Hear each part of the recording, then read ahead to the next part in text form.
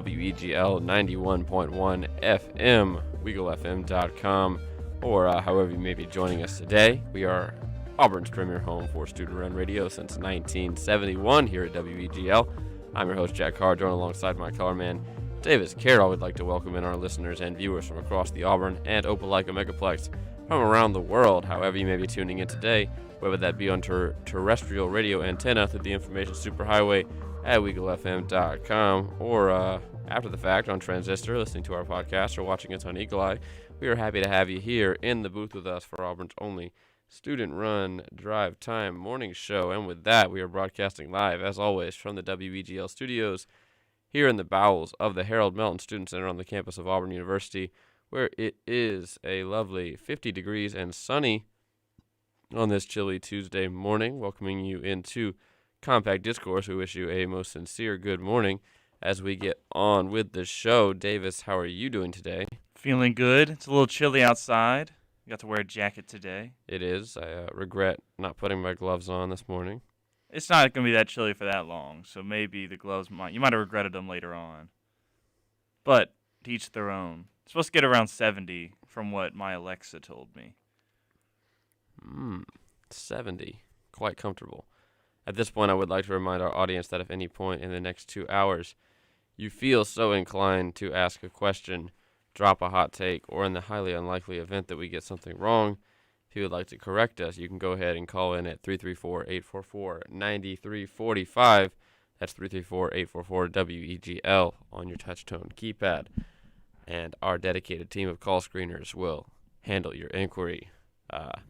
Thank you to everybody who has supported the show on Twitter so far. Great feedback from some people yesterday. So anything you feel so inclined to share with us, you can over at CDiscAU. Once again, that is CDISCAU on Twitter. Check it out if you have not already. That's where the show lives on the internet.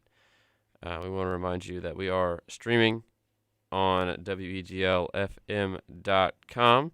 If you would like to listen there, if you cannot make it to a radio, so just head over to WEGLFM.com, click on the boombox, and you'll be able to listen to whatever is coming out of the radio transmitter 24 hours a day from your computer or phone.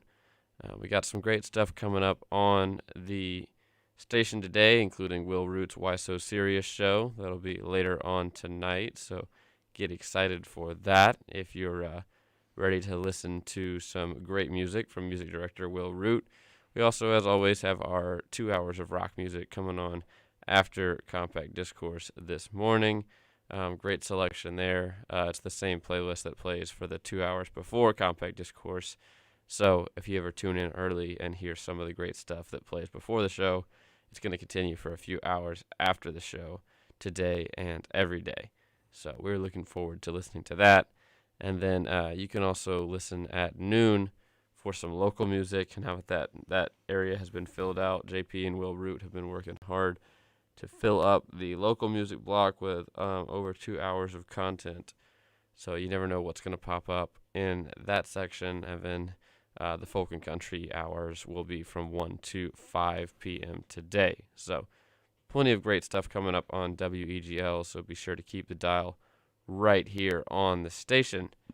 And with that, we will jump right into the show today. We can talk about Monday Night Football to kick off the show.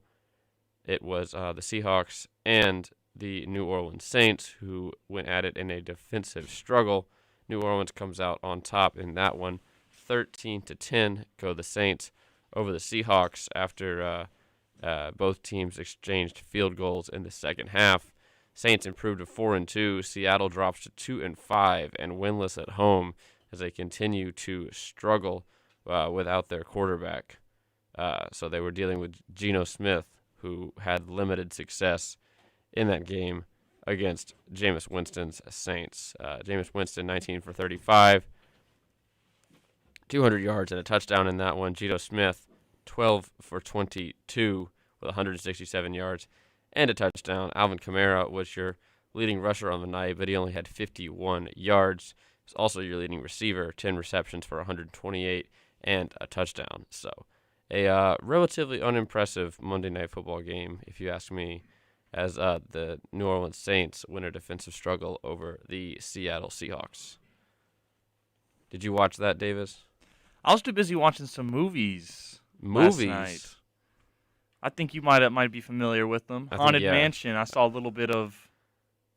What was it? Phantom of the Megaplex. Yeah, it was Phantom of the Megaplex. It was another film that we ended up watching last night, which I'm sure we can talk about later on in the show. But for now, I'm gonna jump over to the weather for today. Like you mentioned, it is 50 degrees right now, a little brisk outside.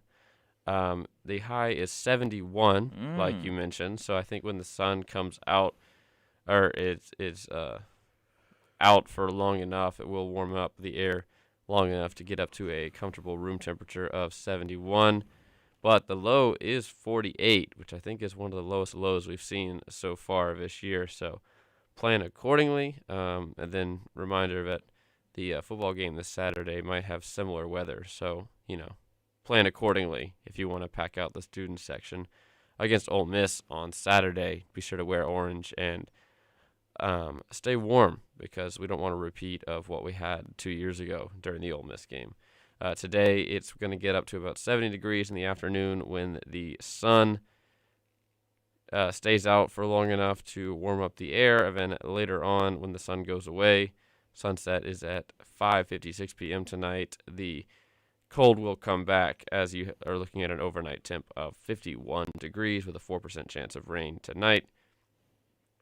Humidity is 93% today, so get your defroster ready on your car is what that means. And I think that's going to do it for your weather report. It's getting colder, and I know Davis likes it because he can wear more of his clothes. Is that right? Yeah, I have a lot of jackets and pullovers in my closet, but I also just like the cold.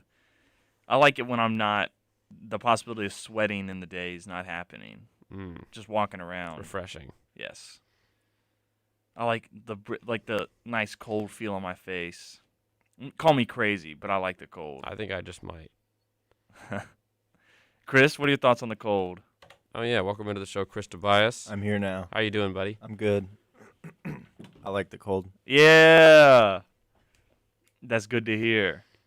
Yeah. No, well, lot to add on that one. Not much to add to it. I like the cold. Why do you like the cold? It feels good. I saw snow for the first time last winter when I went up to Iowa, and I felt great in the snow. There is a point where it's too cold. I'm not like all Frigid. cold's all good, but like there's a point where it's so cold it starts to hurt your throat. That's when I'm not a fan. It's the most wonderful But it is the most wonderful time of the year. There's Not a song about that for summer, Jack. Did you ever think of that? Yes, it is. It's called Jimmy Buffett's entire discography. I'm talking about the little words. It's the most wonderful time of the year. That's for Christmas, not for summer. It's about Christmas, Yeah. which in the southern hemisphere is during the summer. Yeah. That song wasn't made in the southern hemisphere. So But it could be about... you don't think the bottom half of the world celebrates Christmas like that? What? To them, they associate the feelings of the holiday season the same way we associate We're not in summer the southern with- hemisphere. the way we associate summer with like 4th of July. We're not in the southern hemisphere. Yeah, but people in Australia are. We're not. If this show was made for people in Australia, then maybe Yeah. I'd change my tune. But I doubt we have any Australians, no offense, listening in. I just think you need to check your prejudice. What? If we started talking about Christmas in Australia, I'd change my tone to fit that. But we're talking about Christmas here. Cold. Love it. Yeah, there you go. All right, I'm out of the cold. Don't like it. You're like a snake, like a lizard. It's Like it's, just sit on a rock in the sun. it's an ectotherm would be the technical term. Not to be confused with ecto cooler, which is the Ghostbusters flavor of high C juice. I think Ghostbusters might be the next movie we have to watch, Davis. Interesting. Hey, you free tonight? Hey, we'll see. Actually, no, we're not. Uh-oh. But I think we could talk about the Halloween movies that we watched last night, and a whole lot more on the other side of a quick break. So don't go anywhere. We are Compact Discourse, hanging out with you on a Tuesday morning, a chilly Tuesday morning, as we get along with our Halloween and get excited for the weekend festivities, including Auburn versus Ole Miss, and of course Halloween coming up on Sunday. So don't go anywhere. We'll be right back in about 2 minutes with some more Compact Discourse.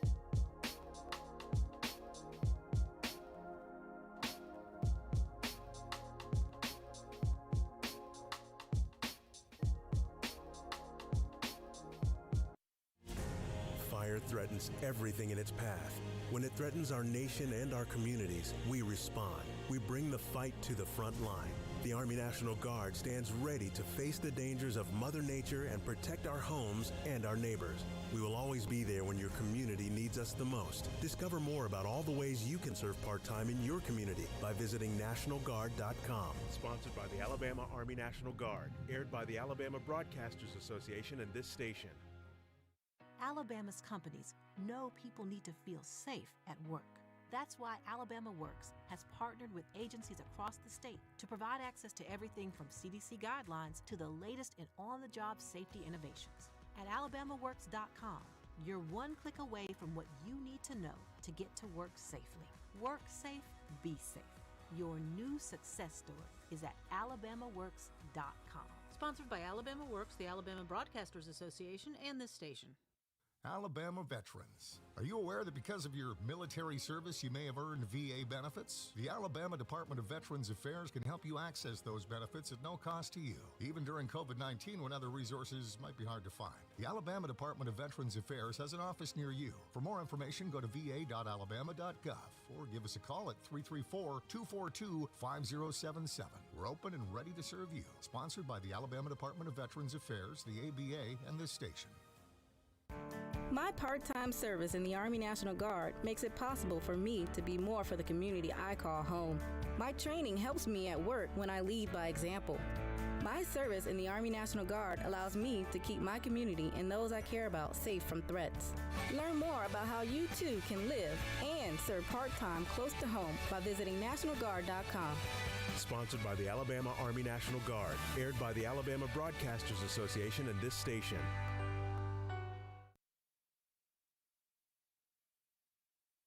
If you've been working, you've already proven yourself in ways you may not even notice. Managing your time, communicating effectively, and working as part of a team are key skills that employers value.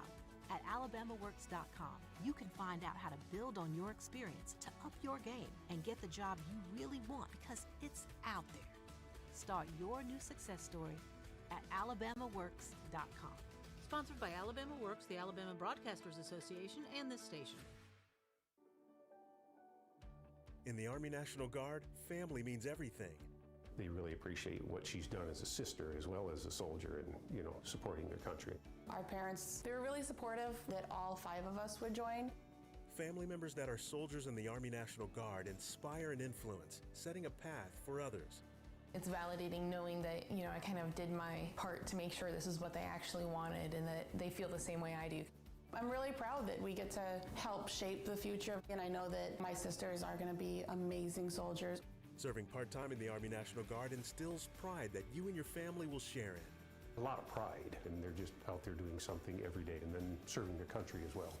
I got my education because of the Guard. I got to travel a little bit and experience a whole different culture. Visit nationalguard.com to learn more about part-time service. Sponsored by the Alabama Army National Guard. Aired by the Alabama Broadcasters Association and this station.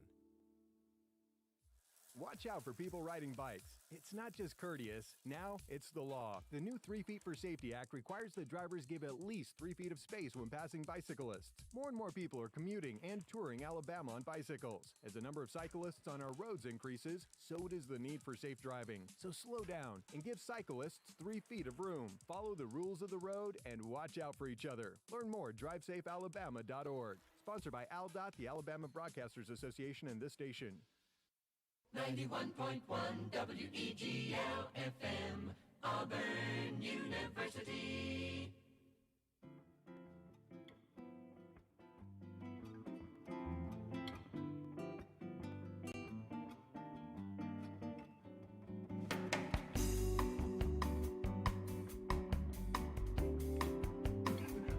Welcome back to Compact Discourse right here on WEGL 91.1 FM, WEGLFM.com, and however you are joining us today, we thank you for doing so on this chilly Tuesday morning. I'm Jack Hardrawn alongside Davis and Quiz Tobias, welcoming you in to the Tuesday edition of Compact Discourse. Plenty to get to today and a lot to talk about as we are enjoying our Halloween so far. Just 5 days away now is Halloween, so getting very excited for the spookiest day of the year, and moving into November as it's fast approaching, as October has already flown by, I would say. So a little bit of news I'd like to talk about before we move on to the Halloween festivities is that this happened yesterday, kind of a surprise to me, although I wasn't exactly keeping a close eye on the situation, but Auburn did indeed hang a Aubie championship banner on campus yesterday on the side of the Harold Meldon Student Center. You doing Foley work over there, Davis? I'm working on signing you in. So Auburn now has a championship banner on campus honoring its favorite Tiger. This article was put together by Justin Lee of the Auburn Opelika News. You can find a image of the Aubie championship banner there if you are not able to come out to the Harold Meldon Student Center and take a look at it yourself. The university hung a banner listing Aubie's UCA National Championships on Monday on the southwest corner of the Melton Student Center on campus. Auburn's mascot, Aubie, has won national championships at the Universal Cheerleaders Association college competitions in 1991, 95, 96, 99, 03, 06, 2012, 2014, 2016, and now most recently in 2021. Auburn topped Tennessee's Smoky for the best score at the championships competition this spring, and Auburn's mascot, Aubie, holds the record for the most UCA national championships. Aubie was in 2006 inducted into the Mascot Hall of Fame, which was founded by the original Philadelphia Phillies Philly fanatic David Raymond. Aubie was among the first college mascots to be inducted into the Mascot Hall of Fame, joining Bucky Badger from Wisconsin and Delaware's UD in the first induction class to feature college mascots in 2006. How about that? It's pretty cool. National champion Aubie the Tiger is finally getting the recognition he deserves. Do you think it's the head bob that really got it there? I think the head bob, he does some good. I think you were doing it yesterday when you were imitating the French guy and his horse. He does a lot of good, he's very emotive without speaking. Yes, because Aubie cannot speak or chooses not to speak. I don't know what the official story is, but Aubie is of course one of the best parts of the game day experience. Do you have any funny Aubie moments on campus you can recall? At one of the games I've been to in the last 2 years. I know, super helpful, right? But when he was surfing the crowd, and he fell, that was pretty funny. It was pretty silly, and he played it off like a champ.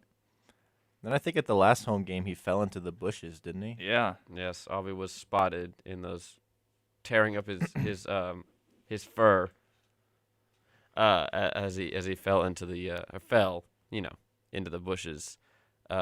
So yeah, Aubie's the best. He was dressed up as a Piggly Wiggly employee at the Arkansas game. That's funny. Love it. Wearing bacon. Love it. He was wearing bacon. It looked weird, but it was funny. I always enjoy seeing Aubie in his little vehicle, kind of getting carted around campus. That like Polaris golf cart with the sound system. I've seen him sitting front seat in an SUV a few times, which is pretty funny. Chris and I have seen that. Funny visual. At a red light. He was just in someone's Subaru Forester taking a turn. Yeah, sometimes you'll be driving near campus and you'll just see him in a car. Just chilling. What do you think he's listening to? Chief Keef? No. Oh. No. What do you think he's listening to? Flockavelli. Aubie loves Flockavelli. He does. He's listening to something that's going to keep him hype. He's got to shake the head, Practicing for this weekend. That's going to be you, Davis. It's Halloween. I can feel my hair shaking. You should find an Aubie mask or something, and you should find Obby and do his moves to him and see how he would react. He'd probably go like. Davis is emoting right now. That's exclusive to YouTube. You gotta watch that audio one. medium. I know you can't. I'm now see learning the visual that things he's doing. Obby would not be a great guest on this show. He might be here right now. He wouldn't even know. Obby's also paid us a visit here at the station a number of times. I know one of our favorite pictures here at WEGL is Obby sitting in the station manager's office recreating a picture from the 1970s. I believe you can even find that one over on our website. It's also our Facebook header image if you'd like to check that one out. Yeah, that was from 2 years ago. That was a pretty cool memory. That's a pretty iconic shot from my time here at WEGL. One of the defining images of my tenure here. He's also has a bad habit of crashing our events whenever we're out on the campus for Heyday. So I mean, it's never a dull time when Obby shows up. I am very impressed with the Friends of Obby for keeping the character and the friend of Obby, so refreshing. Because every time you see him, he's up to something new. He's always wearing a new gag. Yeah, he's got a different Hawaiian shirt or like a funny hat on. It's great. We love Obby. I guarantee he's gonna dress like Dune or something this weekend. You think he's gonna dress up like Timothy Chalamet? I bet he will. That's pretty hot off the presses right now. He's gonna wear Dune. He usually has like a funny pun based on the opposing team's like mascot. It's kind of hard to do. You think he's gonna dress up like a fisherman? They're not, because they're the Sharks. They're not the Sharks. They're the Rebels. Or a bear hunter. No, they're the Sharks. Their mascot's the shark. I said that to Jack one day, and he told me that's not true. The land sharks. They're sharks, man. I've seen that shark. I will say that one time we played Vanderbilt, and he wheeled out this giant door and started throwing these big pieces of cardboard through it. And I was like, "What are those?" And he held one up, and it was a giant comma, like the part Commodore. The part of speech. Oh, what? Like that's pretty funny. Who else would come up with that but Obby? So I think Big Al could never. Yeah, I mean, we're spoiled. Once again, we talked about this yesterday. We don't realize how cool Auburn is until you go other places and see how boring their other stuff is. You think he's gonna dress like Abraham Lincoln? That'd be cool. That'd be I'd like that. Bit avant-garde. Like Penn State's Lion. Remember how weird that was? He was started, so boring. He started singing. What? Yeah, the Penn State Lions started singing. Like it actually started singing, or it was. No, I think he was singing. What? No, he was singing along with a song. He just held the microphone up to his agape mouth. Again, yes, audio medium, but if you can imagine, that's a funny visual you just had. You're missing if you listen to audio. A mouth wide enough to fit a baseball in, like just open, standing there, fake singing while the dance team is dancing behind him. Remind me a lot of like the videos you see at BYU where they're like, "Look how cool our mascot is. He does a bunch of flips," but without the flips. Of course. Well, we love Obby, and we're excited to see him very soon, especially this weekend against Ole Miss. The Ole Miss Rebels are coming to town to take on the Auburn Tigers in a much-anticipated football game, a game that I don't think a lot of people expected to be this high profile at the start of the season, but it's shaping up to be one of the 3 best games on the college football schedule this weekend. Are they going to dice us up? We might dice them up. Their defense isn't very good themselves. Neither's ours. But their offense is a lot more high-powered consistently. So we'll have to see. I think this I will don't be know, man. Bo Nix is going off. This will be a chess match to be sure, because we got a lot of powerful pieces on both sides of the field. So it's just going to be about how the coaches, the technicians on the sidelines, utilize them. I think there's enough talent to win on both sides of the field. So I think it's going to come down to the decision-making and the execution and who wants it more. This did not look – it looks like it was going to be a heavy Ole Miss favorite game for most of the season, but After the performance of Auburn coming off a bye week, being at home, Vegas has declared this a push. It's a pick 'em. There's no line, so Interesting. Vegas likes the Tigers in that sense. So we are excited for that one. We got all your game day information coming up later on in the show, including it is a Wear Orange game, and it will be cold. So that's about, if you had to know anything, that's about all you need to know. So we're going to hit a quick break. When we come back, we're going to continue the Halloween festivities and keep chatting here on Compact Discourse. Don't go anywhere. You are listening to Auburn's only student-run morning show since 1971. We are WEGL, celebrating 50 years of radio. We are a rare medium done well, as we like to say. So keep it right here on WEGL. We'll be back in about 2 minutes with some more of the show. I'm Jack Hart, joined alongside Chris and Davis. Don't go anywhere.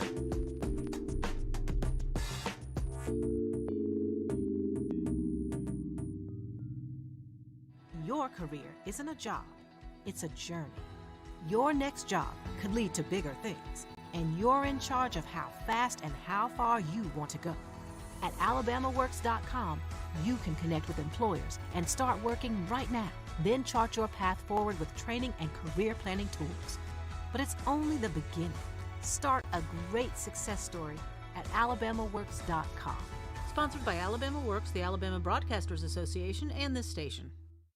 The Army National Guard is committed to keeping the country safe and our communities secure. Composed of hundreds of thousands of citizen soldiers from all walks of life and in every corner of America, the Guard is always ready to respond to local or national emergencies. The Army National Guard reacts to domestic operations in each of America's 54 states and territories, including Puerto Rico, the Virgin Islands, Guam, and the District of Columbia. Each state National Guard's unique domestic role is to act as the first line of defense in support of civil authorities in their state. The Guard's emergency responses include search and rescue missions for floods, combating wildfires, hurricane and tornado recovery, and the presidential inauguration. The Army National Guard. We are always ready. We are always there. And in every state and territory, we stand guard for our communities. To learn more, log on to nationalguard.com. Sponsored by the Alabama Army National Guard. Aired by the Alabama Broadcasters Association and this station. COVID-19 changed everything, and good information has never been more important. There are jobs available right now. Get the facts about what it takes to get one and how you can take action. Use your time to get prepared for the job you need and the career you want. We'll all get through this with information and resources to be ready for what comes next. Your success story is our success story. Get started at alabamaworks.com.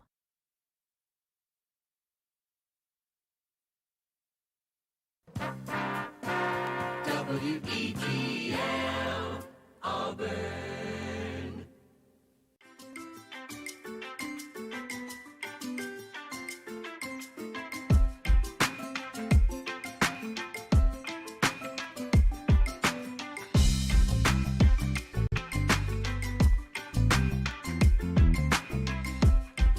Welcome back to Compact Discourse right here on WEGL 91.1 FM, WeagleFM.com, Eagle Eye TV.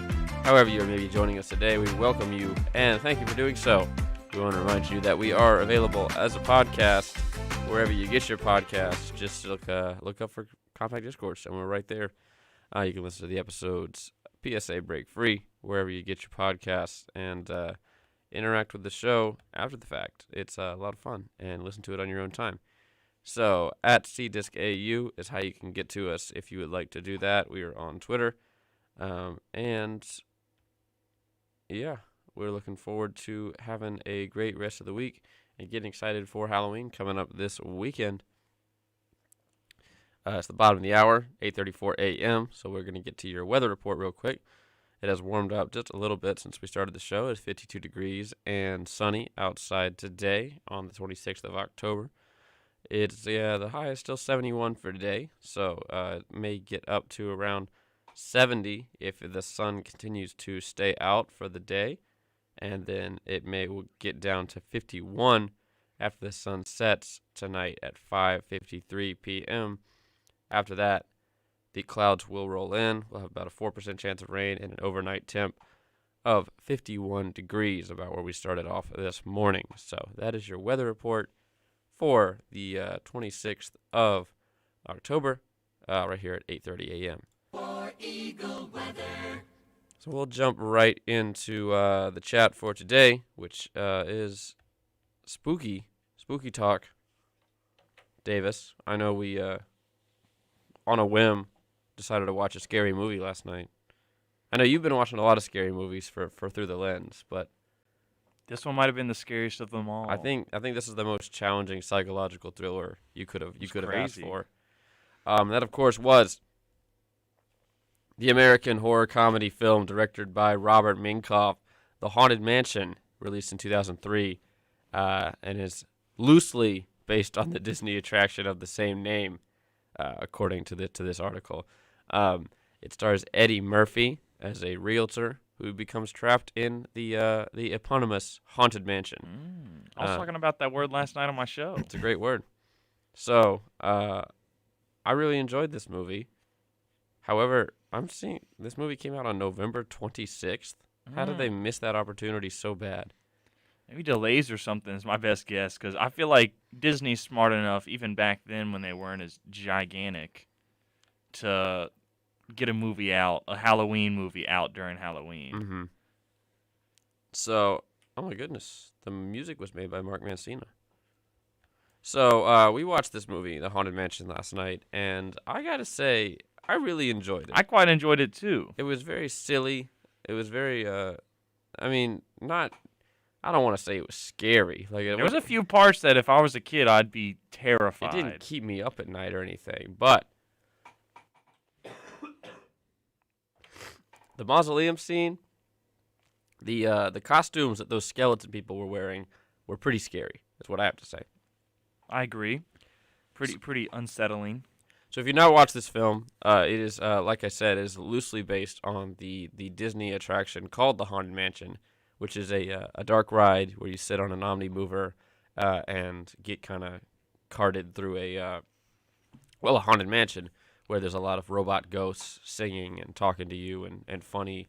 It's basically a big toolbox where Disney can show off all of their exciting special effects in a controlled environment. So there are a lot of jokes and effects and the like that are present in the ride, but there's not really a plot. So the Haunted Mansion was tasked with the movie was tasked with coming up with a plot for this ride based film, and I thought it was pretty good. I think I would encourage you to check it out if you want a very spooky movie to watch for the Halloween season. It had some very funny moments, and if you're a disciple of the ride, you may just notice a lot of good references to the ride, including the clock that strikes 13, the hanging ghost from the rafters, and even the hitchhiking ghost, which I think Chris, that was the funniest joke in the movie for Chris, was the hitchhiking ghost. It's pretty funny. I swear that guy was looking at me. It's a silly, goofy movie. It was silly. It has good comic relief. It is quite serious in some moments. If I had to make one like bold criticism writ large about that film, is that it has like tone issues. Okay. Like I would say it's very serious in some aspects, but at the same time it's a silly, wacky Eddie Murphy slapstick comedy, just set in a scary context. Back when Disney had some guts, man. Not like a Disney movie to talk about suicide like that. That's a big plot point in the movie. It had some curse words in it too, which I didn't expect from a Disney movie. Early 2000s Disney, man, they were trying to get some. For some reason, when you look on the Google, it has Ryan Gosling in the cast. Are they remaking it? I wouldn't be surprised if they're remaking it. I doubt they're remaking. This movie was pretty critically panned when it came out. I thought it was pretty good. It is pretty good. It's a good movie. Not the only Disney movie to be based solely off of a ride.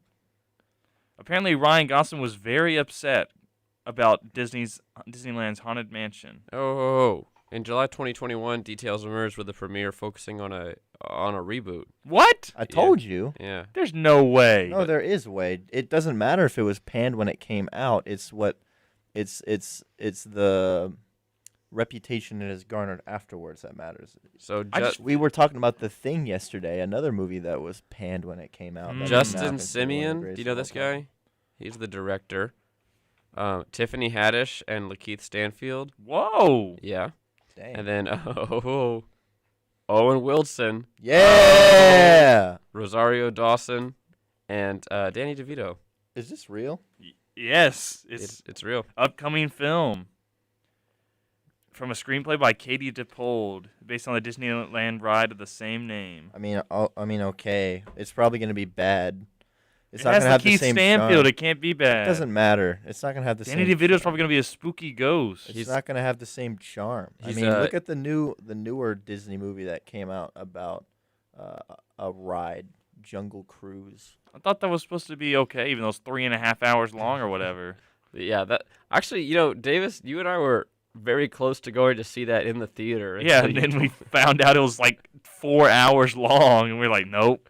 We have so many things we could do in that time. That is true. But I think Chris, you were alluding to it earlier, is that one of our favorite films is also a Disney movie based on a ride that came out around this time back in the early 2000s. And then there's of course the Pirates of the Caribbean. So I don't know. Like obviously they ran. Pirates of the Caribbean is totally different though. How? Explain yourself. It's like not even loosely. It's like they got the idea of pirates and they're like, let's make this good. And like but they didn't really. You can't say that they're not the same. Have you ridden either one of the rides? The Pirates of the Caribbean ride, you sit in a boat and you look at pirates do pirate things, and then skeletons dressed as pirates do pirate things, and that's the ride. The Haunted Mansion is you go through a haunted mansion and you look at ghosts do ghost things. And that's it. They one both of had them, to draw a narrative Haunted from Mansion. zero Listen, things. Haunted Mansion is about the Haunted Mansion. Pirates of the Caribbean is about pirates. One is a lot broader and isn't restricted to having to be in a haunted mansion, and one of them has to be in a haunted mansion because it's about a ride called the Haunted Mansion. But they also had to find a way to provide context for the skeleton pirates. And they did, didn't they? It was awesome. Yeah, they did. I don't Pirates know of the what Caribbean, your argument is. I'm just saying Pirates of the Caribbean is way better. It's just good as a standalone movie. But Haunted Mansion, I feel like you have to have ridden the ride. Not at all. The Haunted Mansion ride has nothing to do with the Haunted Mansion movie. I They're agree. both just look at these animatronics. Look how cool they look. Okay, now wait in line for 2 hours. Those are the rides. There's no story to either one of them. Now later on, they added, Jack Sparrow standing there going like, "Ahoy, matey!" He comes out of the barrel, looking like all like. He does. No, he actually looks pretty good, Chris. I know. The Jack Sparrow looks good, and then he's sitting in the chair. He goes. Another visual comes out of the barrel. Yeah. Wonder what he was doing in there. No telling. He's hiding. So I don't know. Overall, this was a great film. Once again I would recommend it. It's on Disney Plus if you have that service to check it out. I mean, it really got me in the Halloween spirit. It had me enthralled. Yeah, it was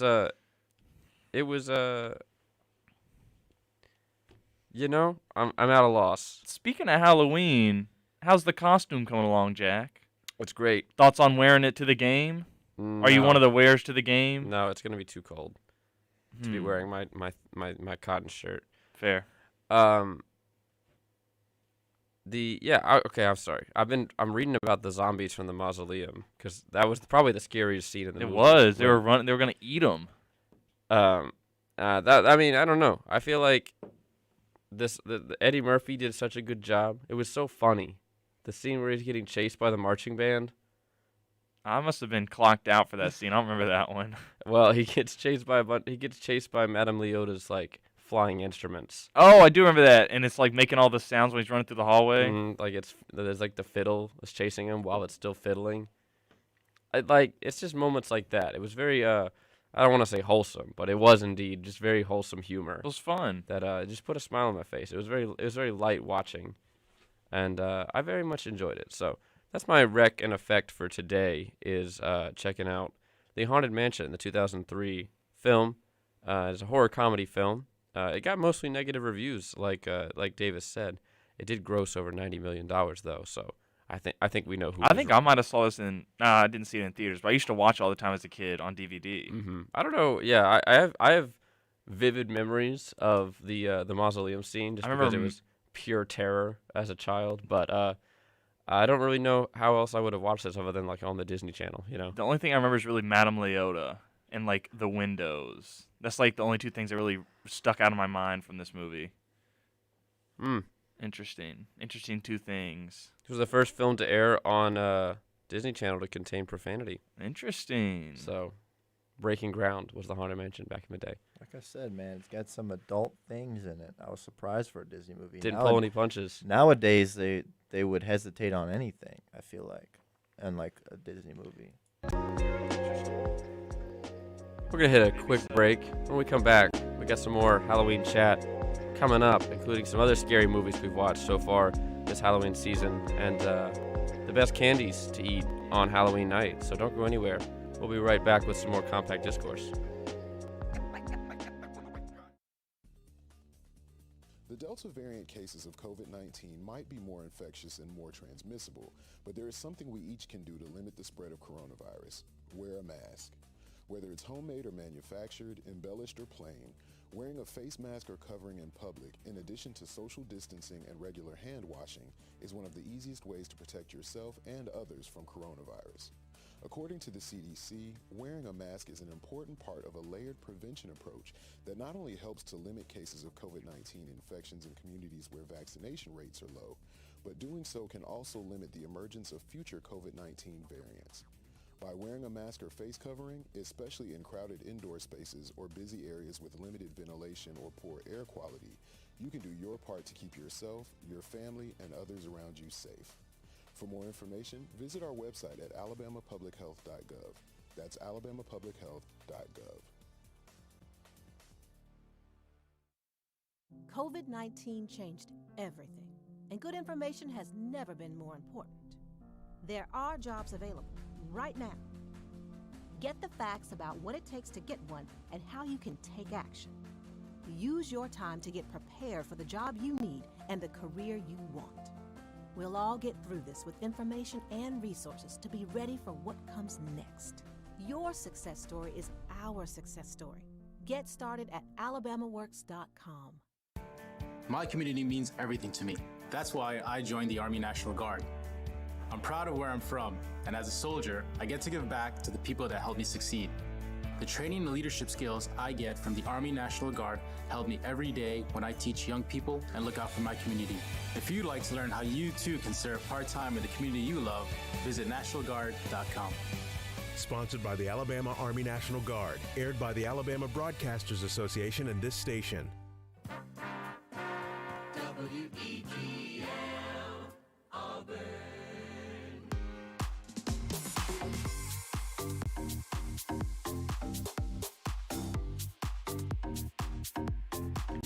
Welcome back to Compact Discourse right here on WEGL 91.1 FM, WeagleFM.com, and however you may be joining us today on this chilly Tuesday morning, we welcome you and thank you for doing so. We hope you are having a great start to your day, and we appreciate you choosing to spend your morning with us here on Compact Discourse. As always, I'm your host, Jack Hart, joined alongside Davis Carroll and Chris Tobias on a Tuesday, welcoming in station manager Grayson Moyer to the show. And we hope you are watching us on our YouTube live stream available on WEGL's YouTube page. That is, of course, WEGL 91.1 on YouTube. So check that out if you have not already.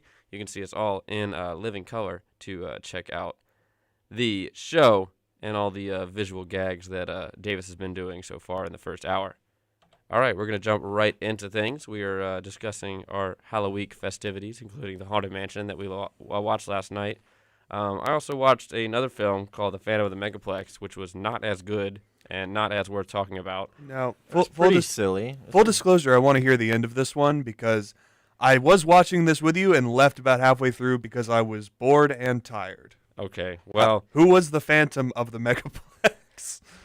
I guess I'll just roll out the carpet here. Okay. The Phantom of the Megaplex is a Disney Channel original movie that is also on Disney Plus. If you're watching The Haunted Mansion and want to have the same double feature I did, you can check out Phantom of the Megaplex on Disney Plus.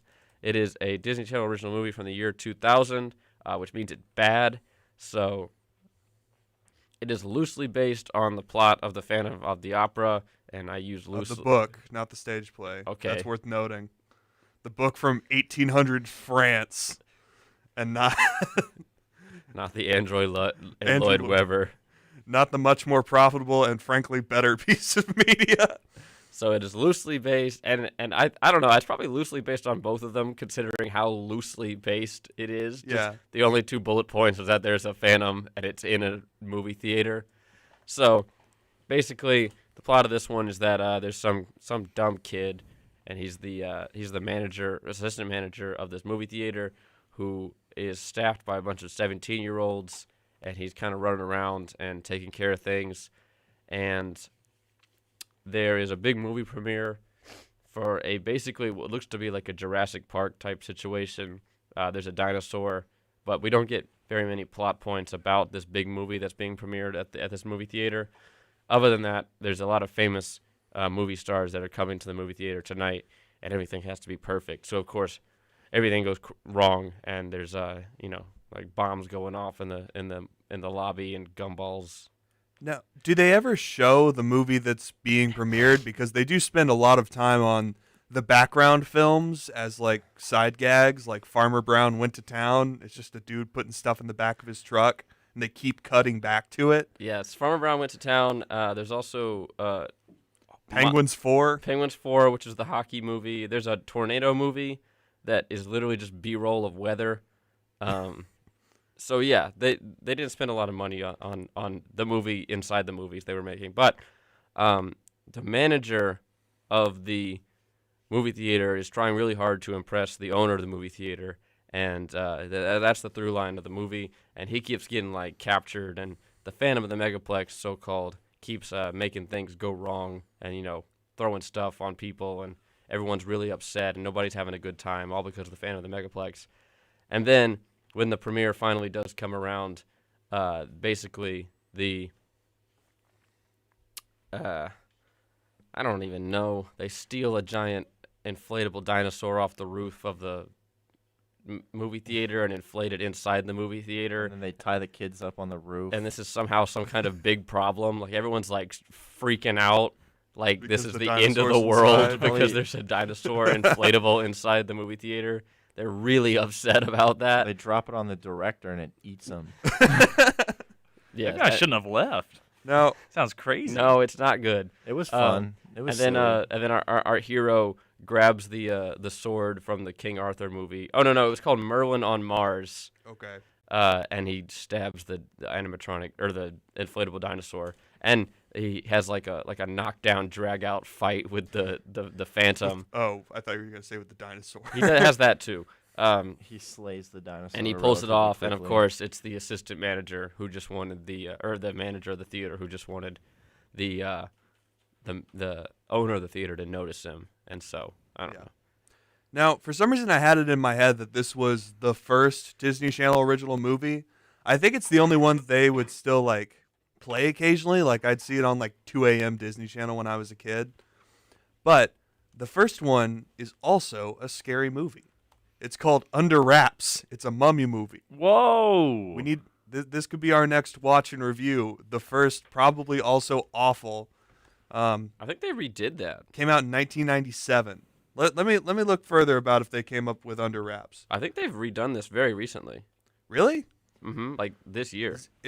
I feel like that's like, I don't think they remake their own stuff very often. That would be uncommon. Well, I think they might be setting an interesting precedent here. We might get TV movie 2021. Once they make the new Halloween Town. Oh goodness. 12-year-olds Marshall, Gilbert, and Amy accidentally revive a mummy they discover in a neighbor's basement. They affectionately name the mummy Harold and must rush to return him to his resting place before midnight on Halloween. Now that's funny. The Disney Wiki that I'm on, terrible website. They say they find it in the basement of a dead man's house, but dead is in quotes. And I feel like that gives away a lot of the plot It in really one sentence. buries the lead, Disney Wiki. Yeah. Is this the same Under Wraps? Wait, well, obviously which this one are isn't you the looking same at? one. I'm looking at one from 2021. Oh, I'm looking at 1997. Maybe There they you changed go. the plot. Well, your mummy is named Gilbert, All right, let's put these on at the same time. and my mummy is named. If it's just shot-for-shot remake. Harold. Just second by second, this was somebody's first movie they ever saw, and What? now they're a director. Why'd they change it from Gilbert to Harold? Oh wait, no. sign of They the just have times. they have the listing of the characters in a different order. So I was just They didn't. being dumb. Okay. Yeah, no. Mummy's still the same. Okay, Gilbert. No, Harold, I think. What? Gilbert is one of the children. Okay. The Mummy in the 1971 also portrays Ted, Marshall's stepfather. Interesting. I like movies. And Terrible. is that one of your favorite Disney Channel original movies? I've never seen it before. It was Oh. just the first one. Oh, well. They started off Interesting. strong with The Mummy. My early memories as a child involve watching that Cartoon Network original. Was it a Cartoon Network original? I don't know. But it was the one with the really bad animation and the kid with the devil costume. Yeah. And the spider lady. Scary. Yep, the CG one. Scary that happened on Godmother. Halloween. Yeah, Yeah. Scary Godmother. That's one of the few Halloween movie memories that you would watch on TV that I guess that everyone our age shares as a memory, watching TV movies on their respective cartoon channel. Well, they'd always. I don't know what the deal was with like the people scheduling TV and Halloween in that movie. Like, I don't think many of us were super crazy about it around Halloween. I don't think it was anyone's favorite. Like, we look back on it fondly, but they would always play it like 15 times. That's true. It's like tuning in and then seeing like the bad CG Garfield cartoon Yeah. on at like 2 in the afternoon. You're like, well, I guess I'm doing this. I mean, it's no, Scooby-Doo, whatever the one with the Hex Girls is. Yeah. Right? Witch's Ghost. It doesn't stand on its own two legs, but we remember it fondly. It's not a good movie. It's like Well, yeah, of the course. scary Godmother. The only part I remember of it is at the beginning of the movie when they're like dancing all freakily. I'm looking through like I never saw Scary Godmother, to be Oh, honest. That's okay. You're I'm not looking through missing the much. longest list of like Disney Channel original movies. They make like 2 a year right now. In like 2001, they made 10 movies in a year. They were putting one out almost every single month. Like they've Crazy. fallen off. I don't think that because TV movies aren't really the hype They were even making anymore. sequels. And Well, stuff. Disney Channel doesn't even exist anymore anyway. Does it not? It's Disney Plus now. They're Oh, I getting rid didn't of know Disney that. Channel. Oh. Well, yeah. So the I mean, the cable's memories dead. Good, but Yeah. of the original movie is going away. It's just something that's exclusive. There were to some our crazy generation. ones back there. You remember Luck of the Irish, where the kid turns into a leprechaun? that was in 2001. There was Luck of the Irish. The one there was always someone turning Lemonade Mouth. into. Ugh, not a fan. I never saw Lemonade Mouth. The one where they turn into a mermaid when they get in water. Remember that I one? know which one you're talking about. Yeah, you got the plot wrong, but there are mermaids in it. Another. I thought it was Some when of they got these in were water, like- they turn into mermaids. No, it's when you turn 13. Yeah, that's you're thinking of a different movie. That's with the See, there's more than one. Oh no, that one. What about the one where Casper goes to like ghost school? I don't think that's a Disney Channel movie. No, that's not Disney Channel, but And there's the other ghost there. It's the three ghosts. Like it. I relate it to like TV movie memories on Halloween. The live action watching- Casper? No, it was a cartoon one, well. and he was at like ghost school because his three are they like his uncles? The bullies? The three ghosts that are like his uncles or goofy- whatever. the goofy yeah, ghosts? The Three Stooges ghosts send him to Ghoul Academy or something because he's not scary. And I remember he has like beef with like the think I might remember headmaster or this whatever one. because he like doesn't want to scare anyone. And he gets assigned to a kid, and he becomes friends with the kid instead of scaring him. That's the live action one, Jack. Yeah. Is that the live action one? I may be No, mine. I don't know if it is. No, I'm thinking it's the Casper, the live action one. He's like in a house, and then like a new family moves in and becomes friends with the people living there. I no. think. Yeah. I'm thinking of I a CG one. we're thinking about distinctively two separate CG. movies, two very similar movies because it's Casper. You It's can not only- exactly a deep well of material here. You can only He's do a so friendly much with ghost. Casper the Friendly Ghost. All right, we're going to keep talking about our scariest Halloween movies on the other side of a break. So don't go anywhere. We got plenty to talk about on this episode of Compact Discourse, including the Auburn men's basketball scrimmage coming up on Friday before the Ole Miss games comes up on Saturday. Wear orange to that one. Make plans to do so. And plenty of other exciting stuff. Halloween chat will continue on the other side of this 5-minute 9 o'clock break. Keep it right here on WEGL 91.1 FM, listening to Compact Discourse.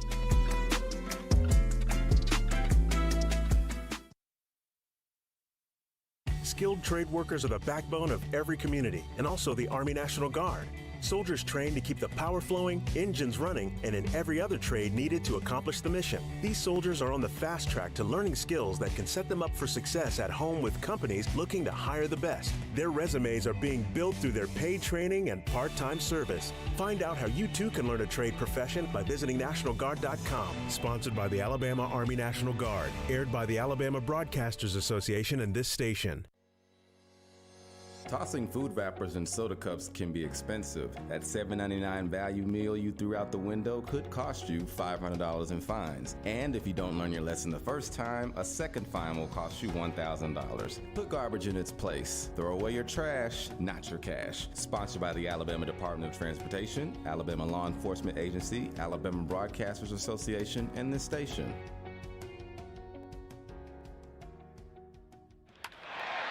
You can beat your toughest opponent. You can beat your best time in the mile. You can beat that old largemouth bass. But one thing you should never try and beat is a train.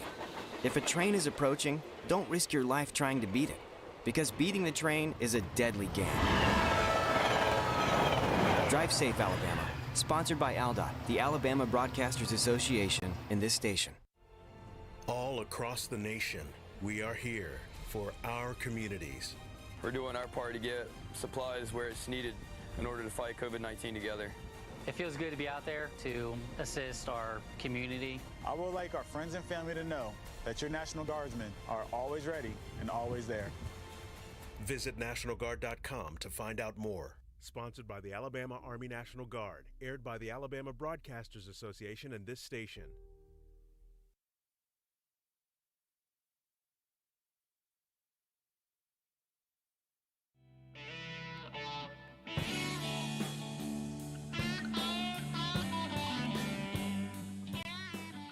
What's up, Auburn? This is your host, DJP of the Woodstock Hour, WEGL's longest-running classic rock show. Feel free to tune in every Wednesday at 7 p.m. for an hour of peace, love, and music.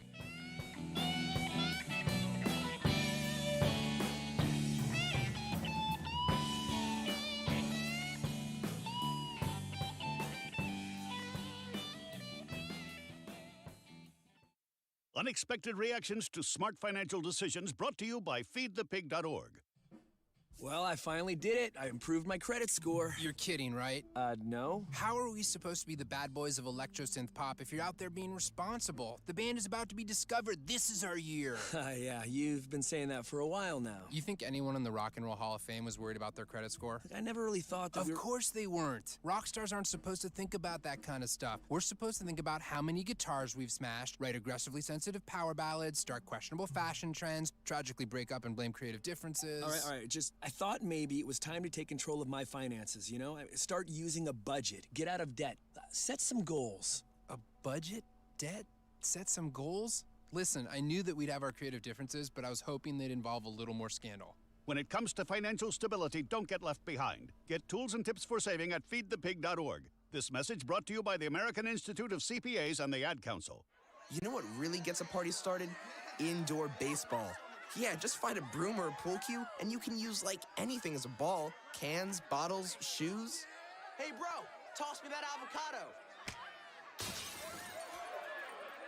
Most party fouls are pretty dumb, but if you decide to drink and drive underage, you could lose your license and your freedom. Underage drinking and driving, the ultimate party foul. Learn more at ultimatepartyfoul.org. Brought to you by the National Highway Traffic Safety Administration and the Ad Council. In the Army National Guard, family means everything. Our parents, they were really supportive that all 5 of us would join. I got my education because of the Guard. I got to travel a little bit and experience a whole different culture. It helped me get my job, it helped me pay for my house. Serving part-time in the Army National Guard instills pride that you and your family will share. Visit NationalGuard.com to learn more about part-time service. Sponsored by the Alabama Army National Guard. Aired by the Alabama Broadcasters Association and this station. There are 250 miles of trails in Alabama state parks. That's 250 miles for you to hike, bike, and explore. And it's something we want to share with future generations.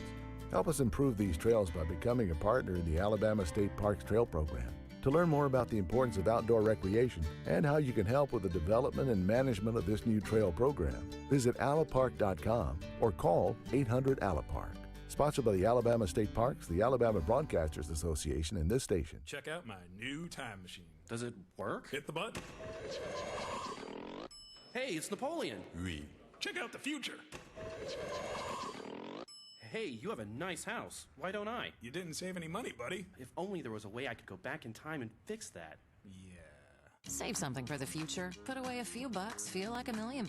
For free ways to save, go to feedthepig.org. That's feedthepig.org. This message brought to you by the American Institute of Certified Public Accountants and the Ad. How can we make Alabama a more beautiful state? By keeping our roads, highways, schools, and communities litter-free. It doesn't take much, but to think before you act. So what does the next generation say? Pick it up, man. Take pride in your school. Did you just litter? Clean it up, dude. How can you make a difference? Adopt a mile. Join the Alabama Clean Campus program or join in the Spring Cleanup or Alabama Coastal Cleanup. And remember, don't drop it on Alabama. This message by People Against a Littered State, the ABA, ALDOT, and this station. 91.1 WEGL FM, Auburn University.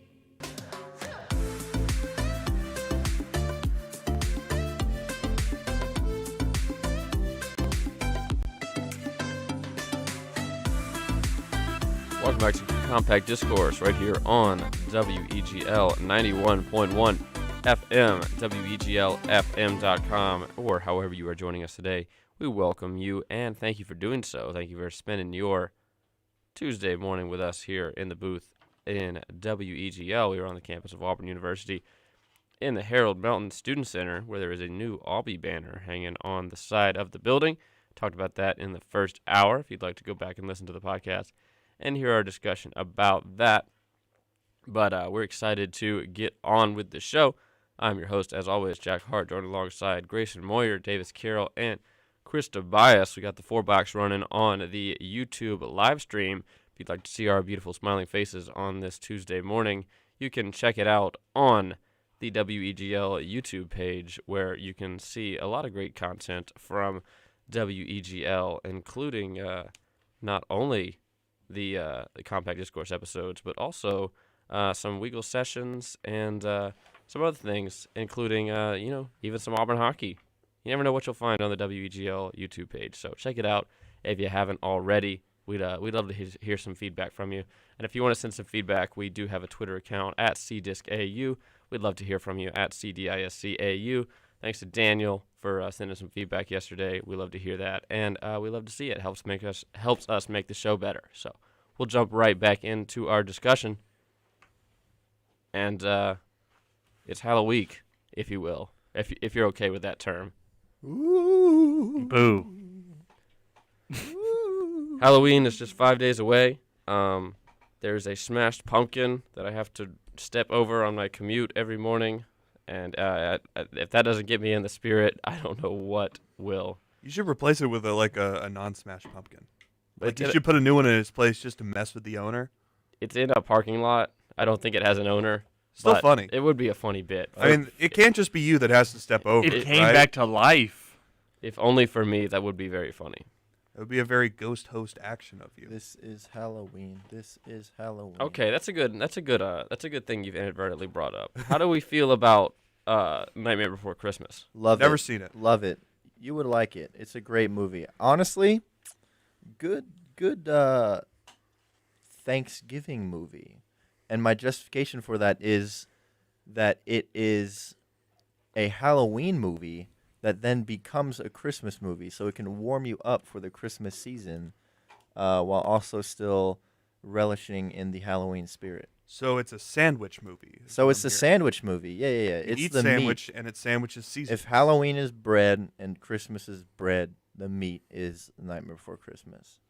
Well, the meat's Thanksgiving. Yeah, the meat's Thanksgiving, and the tomatoes and lettuce and onions and pickles are Black Friday, Boxing Day, Nightmare Before Christmas. All the side items. It gets you in the mood. I love that movie. It's a great movie. I've seen it quite a few times. All right. Hocus Pocus. Never seen it. Never seen it. Don't care. Is that the one with the witches? Yeah. I don't know where the... Don't ask Alex about it. I feel like that's one of those ones where it wasn't ever actually really popular. Just one day somebody was like, you know what I remember? This movie. And then everyone was like, I remember it too. Sit I down. was the first one that remembered it. I feel like it's the same thing with... I don't think you're giving this enough credit. I think it's the same thing. It is a beloved cult childhood classic. film. I think it's just before our time. Yeah. It was released in like July, I'm pretty sure. I remember Halloween Town. The year it came out. Thanks, Davis. That's I don't what know I'm the year. asking. I'm just saying that it wasn't released in October, so it kind of went under the radar. 1993. Yeah, that's way before our time. So, like, I think then people why- genuinely do like this movie. Why are people our age the ones that are like, oh, I remember this movie? No, Because you it played don't. on Disney Channel. Yeah. I That's watch why. Disney Channel all the time. I You never lived saw in that Germany at the time. movie. I got American channels. What do you think I It watched? came out July 16th, 1993. And I lived in Italy, not Germany. Same thing. Bad take. Different thing. Italy's known for loving its Oh, I Disney thought you scary had all the movies. same American channels. I watched American television. That's besides the point. That's besides the point. The point is that I don't know where it came from. And it's the same issue I have with Polar Express, because people were not watching Polar Express What? like So- that. We watched it every Yeah, Christmas our at schools school. played it. Like they played it. Yeah. Like that's the one movie they'd play. I do not feel fond of the Polar Express, but Um, my teachers liked it because it was like clean and sort of milquetoast. Like it wasn't too big into the like religious aspects of the holiday. You just kind of watched it. It was just- Santa was there. And even the Santa part was pretty vague. Tom Hanks was there. Yeah, it doesn't even take a stance on Santa. It wasn't about Santa. It was about the journey and growing up. That's It's why about yeah. It's a about movie, the friends you made along the way. It's a movie about Tom Hanks. Yeah. Tom Hanks. funny Movie guy. where Everything this Tom guy Hanks says plays is a himself. stitch. All right, I'm a ghost. Beetlejuice. Love it. Love it. I like That- Beetlejuice. Yeah. His I like- head shrinks. I wouldn't even call that specifically a Halloween movie. That's Michael Keaton. It's just sort of spooky. Hey, baby. But it is a great movie. Doesn't he say that? Or am Something I? like that. I mean, it's Hey, Beetlejuice. mama. He says a lot of things. He says He's a so lot of funny. things. We've said his name 3 times. He's gonna. Show up. No! We're going to say Candyman next. He's going to show up too. Yeah. No. What's another good Halloween Ghostbusters. movie? Love Ghostbusters. Ghostbusters. Yeah, That's absolutely. 100%. Not... That's not even a Halloween movie. I feel that's an anytime movie. Okay, what do you constitute as a Halloween movie? The bucket of Halloween movies runs dry very, very Does it have shortly. to be set on Halloween for you? All right, Monster House. Is Die Hard a Christmas movie to you, Chris? Oh, you're one Die of Hard those is a people. Christmas movie. It's literally about Milk Christmas. toast take. Grow up. You You sound guys like Alex. It's a grow up. good movie. You should watch it on Christmas. It's not a Christmas movie. Yeah, That's good beside take. the It's point. an action movie set Do on we- Christmas that you watch on Christmas. Chris, what would you define as your favorite Halloween movie? My What is favorite Halloween movie? it? Throw it out there. I might have to think about this one for a second. So if someone else has All right, Davis. one already. You're I on the don't have chopping one block. that comes to. I just think of when you say like a Halloween movie, I just think of like a horror movie, but I know that's not what you want. So I'm gonna think a little bit. I mean, if it's a movie you watch like every Halloween, or it's just one you have like fond memories of, like I guess I mean like Halloween Town's what I used to watch as a kid, but like probably Scooby Doo, probably like Zombie Island or Witch's Yeah. Ghost. mine's Witch's Ghost. I don't think I have like a set Halloween movie that I like to watch. For me, it's more. I have more of a tradition on Christmas, which I think everyone has. I don't. But Halloween is more like getting in the spirit, like watching any scary movie Yeah. or something like that. Halloween, I think, it's one of the only holidays where I really get into the, okay, this is like a week-long thing. Yeah. These are the vibes I'm putting off, and it's not just on the day. I like Halloween television episodes. Yeah. Yeah, I think that's Like I really good like take. one of my like I don't the thing I like to watch around Halloween is the regular show episodes, like the little diegetic short stories, scary short stories. I like those a lot. I've always enjoyed Great Pumpkin from Charlie Brown. That's just a run on from my parents. I really enjoyed that one. You know what I associate with the fall season, kind of October, not a Halloween movie, and I want to see how you guys feel about this, but my brain, for whatever reason, a movie that I always watch around this time is James and the Giant Peach. Never seen it. Yeah, never seen it. I've read it. I've never seen I it. love that movie. Love it. My brain associates it with like October. Don't ask me why, but February's red. February's okay. I get that. That was a joke for Jack. You're not allowed to get that one. And Wednesdays are blue, and math is. All right, we are going to go to a quick break. When we come back, we will be talking about the Jerry Seinfeld Halloween book. I hope not. We're talking about candy because one of the lines in that book is that life is just a vehicle to get your hands on more candy. So we'll be talking about candy. We'll be talking about the Jerry Seinfeld Halloween book, and we'll talking about a lot more on the other side of a break. So keep it right here. The Halloween chat will continue right here on WEGL 91.1 FM.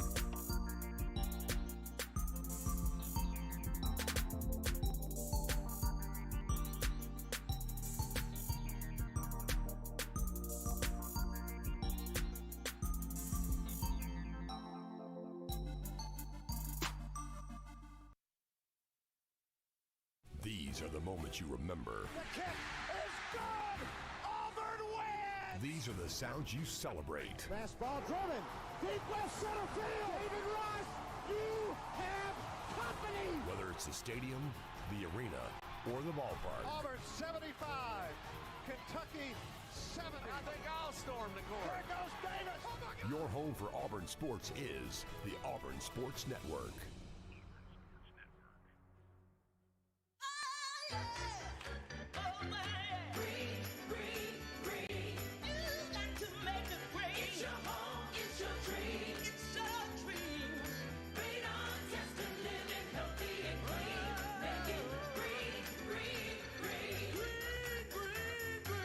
Making it green is making sure the air in your home is healthy for your family to breathe. Make sure you test your home for the presence of radon. It's easy. To learn more, call 866-730-GREEN. Preserve your family's health and well-being. Get your home tested. That's living healthy and green.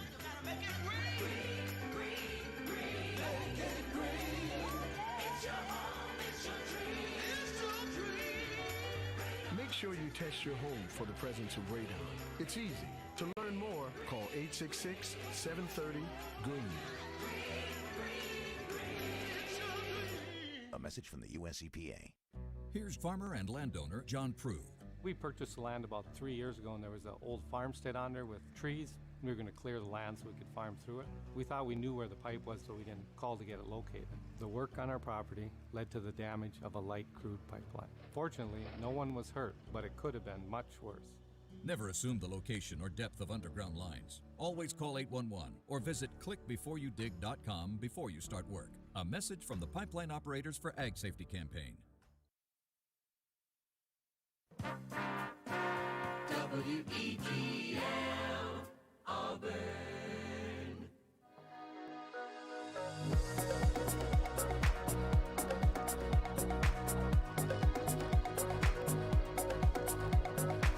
And welcome back to Compact Discourse right here on WEGL 91.1 FM and WeagleFM.com. However you're joining us today, thank you for doing so. I'm your host, Jack Carr, joined alongside Chris Tobias, Davis Carroll, and Grayson Moyer. We're having our Halloween chat, as we are wont to do on a Halloween week such as this. 5 days away is your countdown for Halloween. Halloween's also shaping up to be Game 5 of the World Series between the Astros and the Braves. We're looking forward to that, as well as Auburn versus Ole Miss coming up on the 30th, the day before. So a weekend full of excitement, no matter what you're excited about, coming up this weekend for the ultimate weekend of the 10th month of the year. That's October. So November fast approaching as the semester rolls on. Hope everyone's having a good academic year so far. Keep those grades up and continue to do well in all of your studies. All right, during independent reading time in grade school, there was one book that was more coveted than any other book.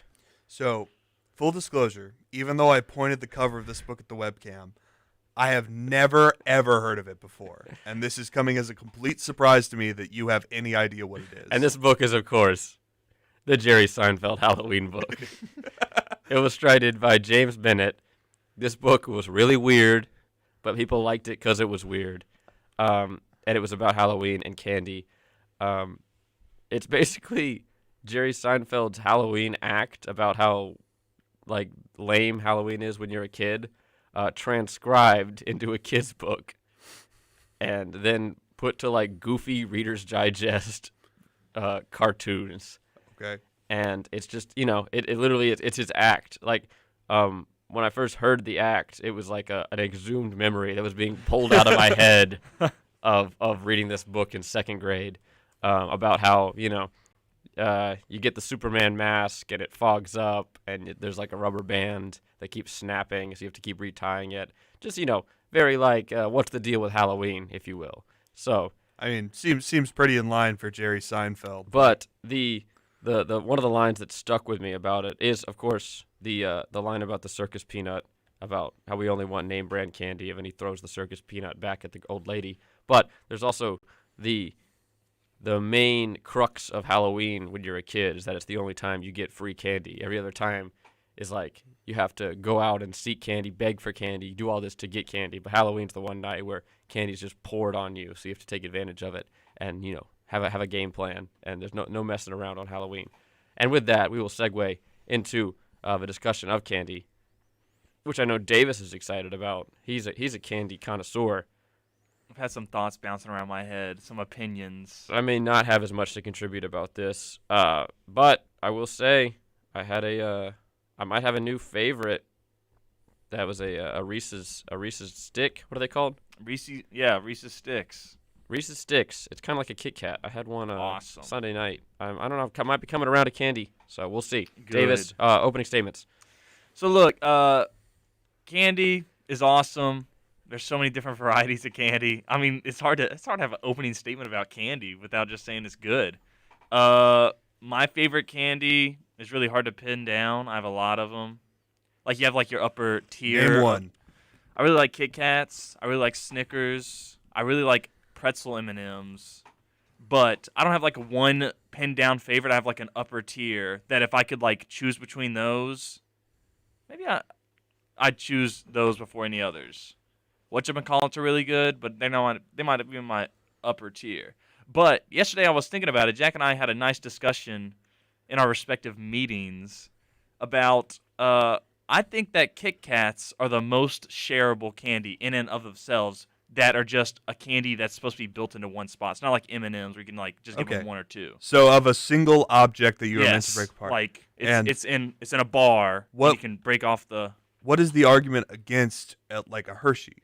Right. So the thing is with Hershey's for me is each of the little blocks are really small. Okay. And they're not as like when you break them off, they're more likely to break than Kit Kats. Kit Kats are sturdy. Boom. Mm-hmm. It's all they usually stay in their one spot if you do it right, and then you can even break them again, and they'll usually hold their shape well. I'll also say in terms of Kit Kats, because Kit Kats are so much taller than a Hershey bar, the point of contact as a ratio of the height of the candy bar, it makes for a more clean break. Yes. True.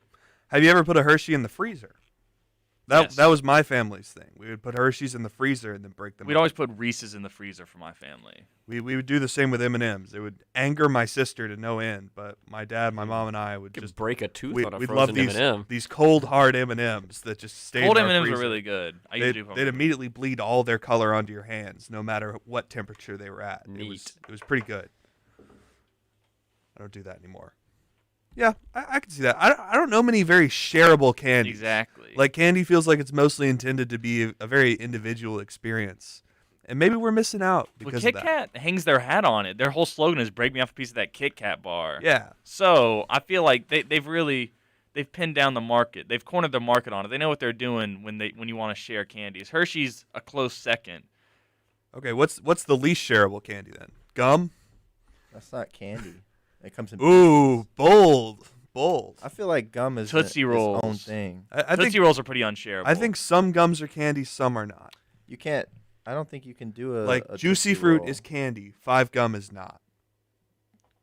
If it doesn't serve a utility, if it's just for flavor, then it's a candy. You know, did you ever have Tootsie Rolls as a kid? Yeah. You remember the bigger ones that had the notches? I was never sure if that was for sharing or for like segment it when you're eating it. Those were legitimately when I was a kid my favorite candy. Oh, I love Tootsie Rolls. Without not the chocolate ones though, the flavored ones. So like the weird vanilla ones. I'm gonna back out on that. I'm not a big fan of those. that. Weird. I would always dig through the candy bag and find those first because those I never saw them outside of Halloween. There was no option to get them. Tootsie Rolls were So awesome. those are my favorite. I'm really nostalgic for Tootsie Roll Pops. My granddad always got them. He's still alive. I'm not sure. I'm not trying to make it sound like he's dead, but he still gets them sometimes. And I remember like I'd go over to his house and he'd just hand me one. And my favorite was the chocolate. The blueberry one was okay. I think it was blueberry. The blue one, whatever it was. I kind of like that one, but the chocolate's still my favorite. And I still love Tootsie Roll Pops. They're so good. I kind of want one now. What's your input on this, Chris? What's your S tier candy? I like chocolate. I just like chocolate. Chocolate in general. Do you have like like you go to the gas station and you look at all the choices? Which one do you choose? Chocolate. I'm a chocolate guy. I don't like if we're like candy, like sweets. I like Sour Patch Kids, but I don't really delve into the world of sweets much. I just like chocolate. M&Ms. That's where I'm at bar, now. Reese's. I will crush some chocolate. Have you always been like that, or is that something you got a little bit older and then? I've always been a chocolate guy, even as a kid. I've never liked fruity candies. Usually, I like Skittles, and that's really the extent of it. Sweets were good, but like, I always preferred chocolate. I just always loved it. Little kid, I was like really hard line about sweet stuff. I honestly didn't care that much about chocolate, and like as I've gotten a little bit older, I've like completely gone the other direction. I'm now full Chris, but I used to be full anti-Chris. Full anti-Chris. I mean, just in general, but also on this. Chocolate is great. Yeah, I'm a chocolate person now. One of my big downfalls is after I eat dinner, my brain is just like, you know what, you need some right now, some chocolate. That's every time. Not even sweets, man. Sometimes when I give in to the demon, I'll go into my freezer and I'll get a handful of like, oh no, like the cooking like chocolate. Oh, nibs that you put in like cookies and terrible. stuff, and I'll just slam it like it's like peanuts or something. My big problem after dinner used to be when I was living at Jack's over the summer. I was about 20 feet from a convenience store at all times, so I'd get done with dinner and be like, you know what would be really good right now? Oh my gosh, I'm starving An ice cream now. and a Dr. Pepper. Oh my goodness. I can go get whatever I want for $3, and now it's like a lot more effort to go to the Circle K or something. And I think that's overall good for me. I did that last I'm like night. the hungriest I've been in 3 days right now. I walked to Oh the my gas God. station and got some Ben & Jerry's last night because I caved into the demons. Like it's a very enticing thing when it's that close, and I'm especially getting it's sick somewhere how it's well hungry stocked I'm getting right now. as BH. Relax. I'm over so there. hungry. He's so ravenous right now. It's also like my apartment. I don't keep any of this stuff on hand. No, you I don't can't. have That's key. I don't have snacks. I don't have sweet stuff in my apartment because I will demolish them. Yeah, no. Like, yeah, go ahead. My dad always jokes that whenever you buy sweets, you have to eat it all in one setting so you don't eat it again tomorrow. So That's true. I've adopted that mentality from my father, where when my mom goes and buys like a packet of Oreos, that thing is gone that day. Yeah, Y'all ever been so hungry it makes you feel like you're gonna throw up? No, you're not that. I'm hungry that right hungry now. right now. I saw you eat a cheeseburger like 12 hours ago. I'm Davis. so hungry. You skipped class to hang out on this segment. I haven't Look what it skipped did class to you. yet. It's at 9:30. It's still in the in the works that I could skip it. Oh, 2 minutes to midnight. my friend's there. He could take notes for me. 2 minutes until Davis is a truant. Be a good student. If anyone has a closing statement on candy thoughts for now. Chocolate good. I'm gonna. Yeah, I think chocolate good. Candy good. All right. With that, we are going to let Davis get to his class. So we'll be right back after about 2 minutes break. So don't go anywhere. You're listening to Compact Discourse right here on WEGL 91.1 FM. The conversation continues on the other side of a break. Don't go anywhere. The Halloween chat will return in about 2 minutes. So we'll be right here. I'm Jack Hart, hanging out with Grayson, Chris, and Davis on Compact Discourse on WEGL, Auburn's student-run radio station since 1971. We'll talk to you in about 2 minutes.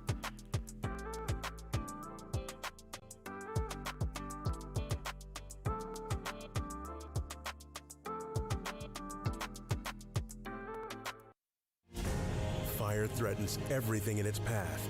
When it threatens our nation and our communities, we respond. We bring the fight to the front line. The Army National Guard stands ready to face the dangers of Mother Nature and protect our homes and our neighbors.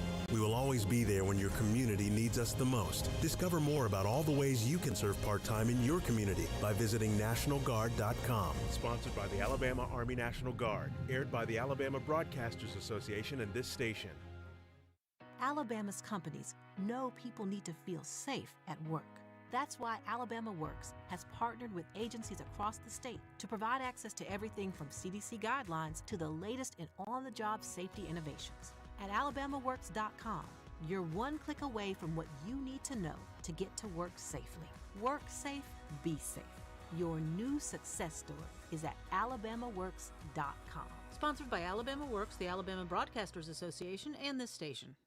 Alabama veterans. Are you aware that because of your military service, you may have earned VA benefits? The Alabama Department of Veterans Affairs can help you access those benefits at no cost to you, even during COVID-19 when other resources might be hard to find. The Alabama Department of Veterans Affairs has an office near you. For more information, go to va.alabama.gov or give us a call at 334-242-5077.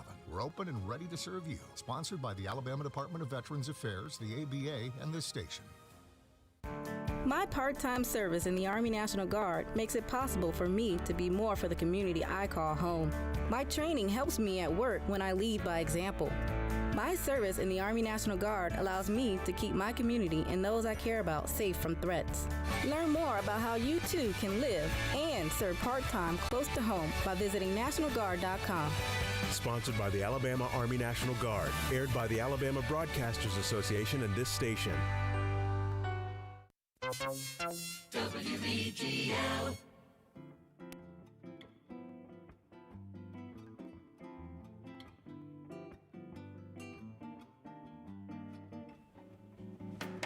Welcome back to Compact Discourse right here on WEGL 91.1 FM. I'm your host, Jack Hart, joined alongside Station Manager Grayson Moyer and Civilian Chris Tobias, welcoming you into the show for this exciting day here on WEGL. We got a lot coming up on the station. If you want to check out WEGLFM.com, you can see the schedule for the list of shows today. We've got 2 hours of rock music coming on after Compact Discourse, as always. So check it out if you haven't already. Okay, Chipotle canceling the burrito deal.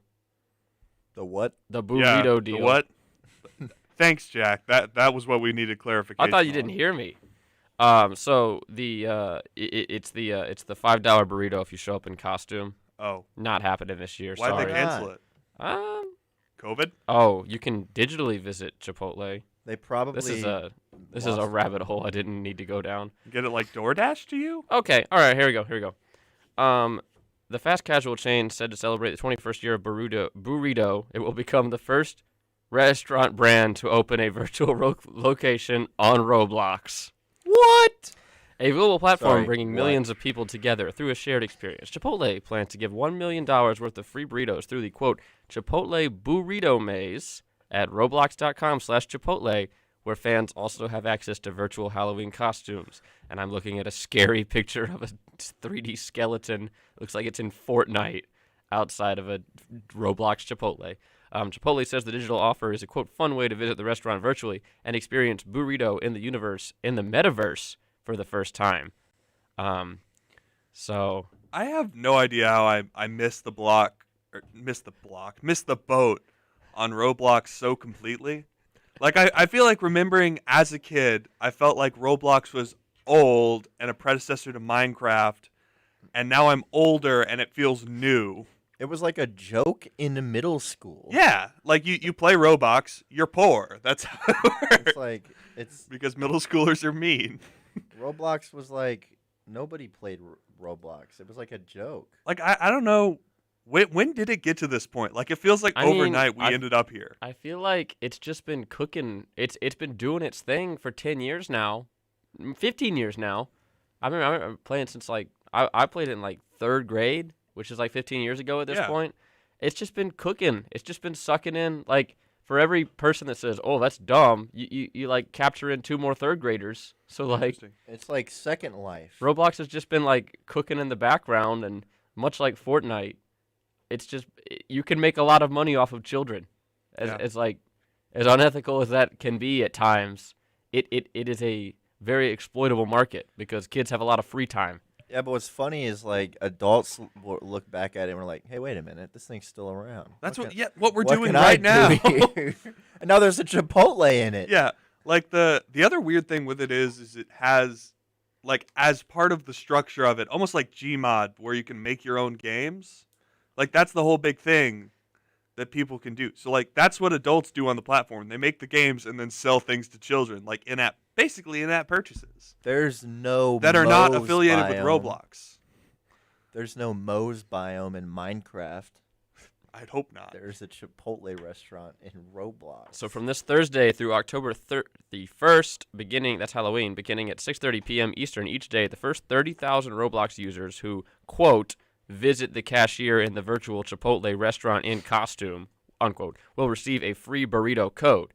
The code then can be used on orders placed on Chipotle.com or the Chipotle app at participating websites through the second week of November. There's a limit of one free code per person for users 13 and older. So what they've done is instead of going to a physical Chipotle in your actual costume to get a free burrito, what you will now have to do is log on to Roblox at 6:30 p.m. and be one of the first 30,000 people to put on a virtual costume and go to a virtual Chipotle to get a code that can be redeemed in the real world for a real burrito. I hope it's not a Roblox burrito. You know, I like to think to verify this, they just have a Chipotle employee playing Roblox. They'd and have his to. job is to write down like, yeah, this guy's in costume. Yeah.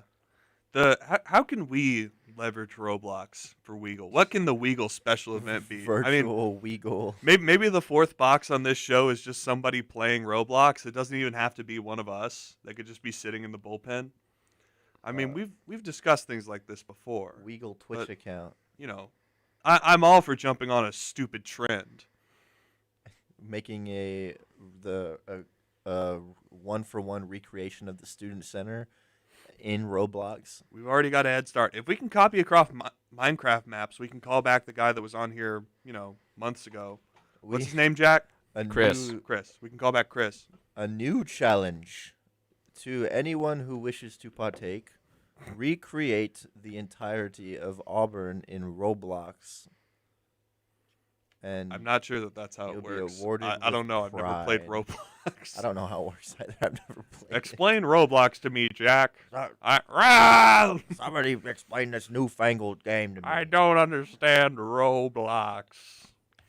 Tell me about Clearly. it, Jack, instead of scrolling on your laptop. Okay. All right, I got some more Halloween news for you.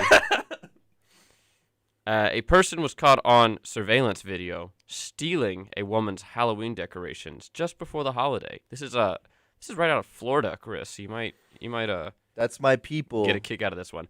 The beloved decorations were taken from a home along Cedar Bend Drive just off of Summerlin Road in Fort Myers.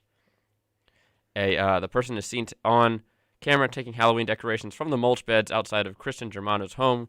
Quote, "I want to spread joy, and they took that joy away," said Germano. These decorations were meant to uplift the woman's family and those in her neighborhood after all the challenges they faced during the pandemic. She says she hopes this person is found so they don't ruin the holiday for others. And yes, you can watch this harrowing footage of these three two-dimensional pumpkins being stolen from this lady's mulch bed. You're a mean one, Mr. Halloween Grinch. I think if you're in Halloween decorations to spread joy, you've messed up. You failed long ago at understanding. They're for you, and maybe your kids. They're for my joy, and they're to scare everyone else. That's right. Woo! A treat to the Halloween community has also been taken away on Friday night. Her security cameras caught the thief swiping her scarecrows and signs. Good alliteration there. She rewatched the video over and over again in disgust. Germano was quoted as saying, "I was in disbelief. I couldn't believe it." That's redundant. I see Florida's natural defense system is kicking in again. How somebody could be so disrespectful by taking somebody's Halloween decorations. It's Halloween. It is the most prank-filled holiday. It's literally trick or treat, Like- smell my feet, give me something good to eat. Like, if you haven't come to participate, why are you putting out decoration? The whole basis for getting candy is to threaten the person. Yeah. Give me candy or I'm going to trick you in some capacity. Give me candy or I will burn your house down. It started off as a way to keep wayfaring spirits away from homes.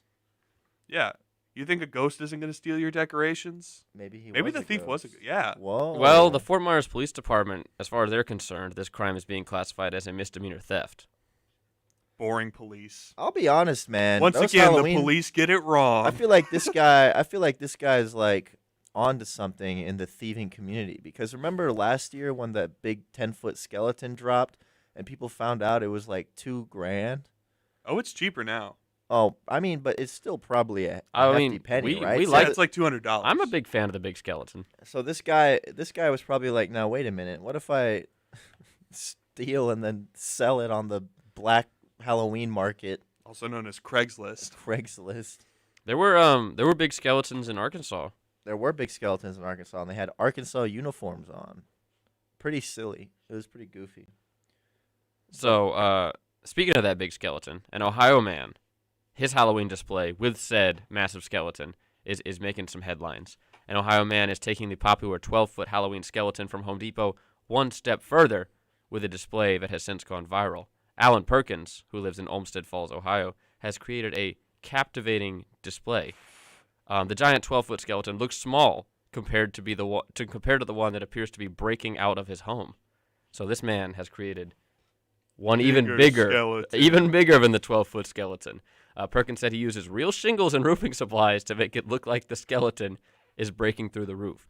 He also used pallet boards and attached them together for added decorations on the windows. And it's all for St. Jude. So this guy's killing it. Yay. Big skeleton, St. Jude on Halloween. They had a new edition of the big skeleton this year, and it's called the Inferno Pumpkin. What is that? Is it just a big pumpkin? It's a skeleton made out of mostly pumpkin roots. I'm going to hold it up to the webcam so that everybody on the video feed can see.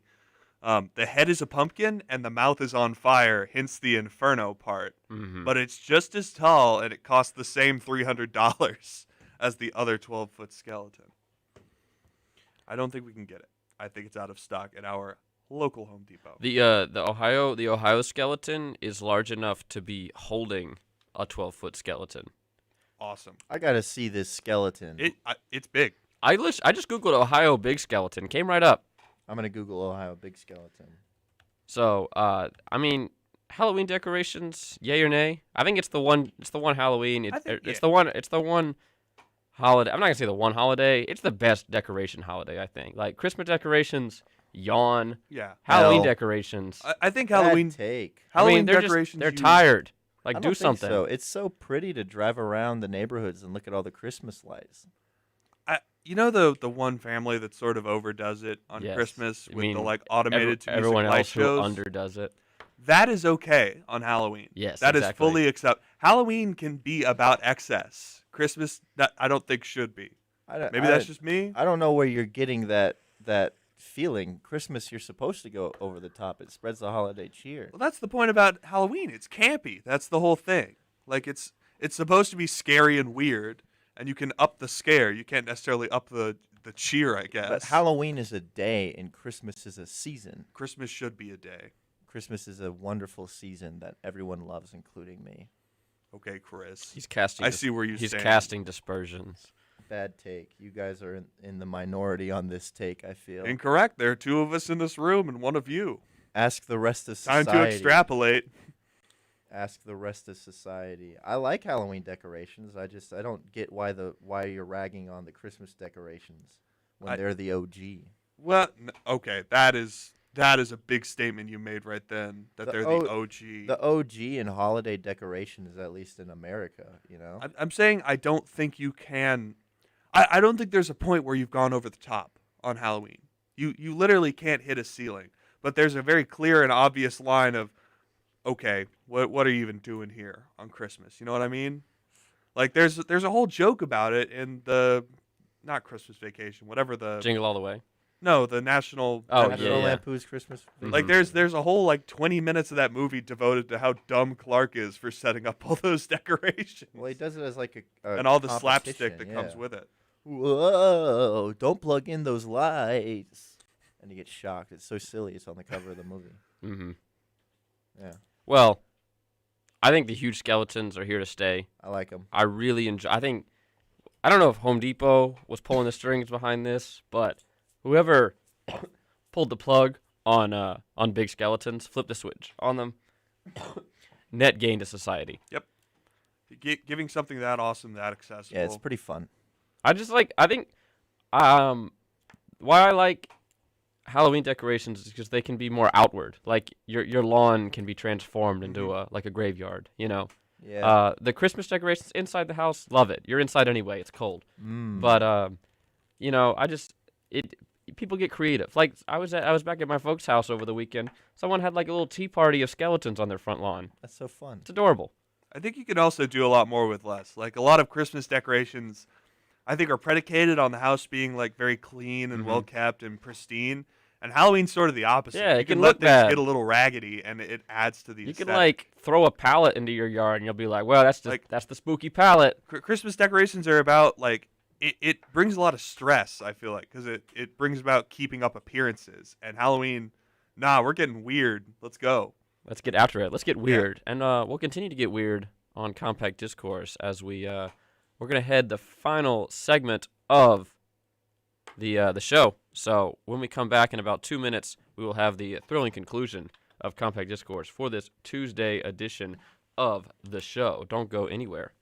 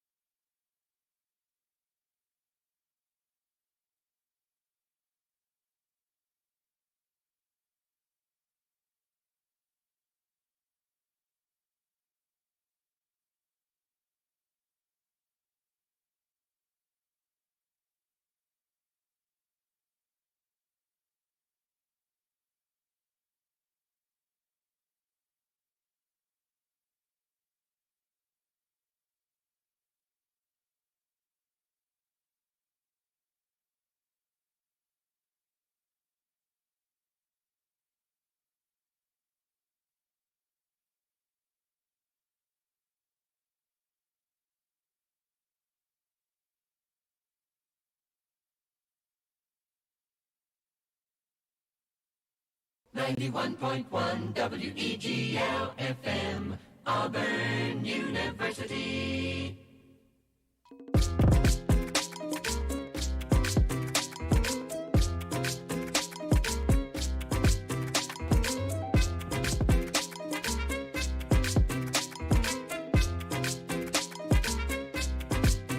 Switch. Welcome back to Compact Discourse right here on WEGL 91.1 FM. I'm your host, Jack Hart, joined alongside Grayson Moyer and Chris Tobias. He's here too. It's a Tuesday, so we'll get right back into it. We're having a Halloween discussion as we are fast approaching the scariest day of the year, Halloween, of course. We've been talking all things Halloween, including Halloween decorations, Halloween candy, Halloween movies. Some other core tenets of the holiday we haven't gotten to yet. Costumes. Have you done your costume reveals yet? Do the people know? I think we're saving that for Thursday. Ah, so, good choice. I think we'll let the suspense grow. I've given a few hints, some few elements. Maybe if you're a fan of me, you may know where I'm leaning on that. But I've just dropped a few hints. I think the suspense should build. It's a suspenseful holiday after all. But I know we all have some nuanced opinions about the phenomenon of a Halloween costume, including the presence of an explanation sign. So I think there's a lot to get into there, including everything from couples costumes to group costumes where everybody wears the same thing. I mean, there's a lot to get to. The dynamics of costumes and how it changes from when you're young to when you're party aged to when you're an adult and get to answer the door. They're so fun. Can we go into the explanation sign thing first? Please, Because take it away. This is a take I am very adamant about, that occasionally you will see someone in a costume that is very odd, and it's not very clear what they are, but they have a little sign that says either what they are or it's just some extra prop with words on it that you have to read to get the costume. I've never seen that. And I feel like if the costume isn't communicating what you are, then maybe your costume has failed. I think part of the fun maybe is it can be adjusted. If you have a weird costume that maybe people don't know, is finding that one person that does know it. Yeah. You know, like you don't have to explain it. If you explain it, that kills the gag. Well, it's also because like a lot of costumes are, if it has a sign, it's usually a somewhat, I won't say usually, but tends toward being like a lame joke. Like it seemed funny when you first started building the costume, and then you got to the point where you had to write out a sign explaining what the joke is, and then it stopped being funny at that point, and now you're just a person with an explanation sign. Yeah, it's a lot like the old dissecting a frog adage that when you dissect a frog, you understand the frog a lot more, but you've also killed the frog.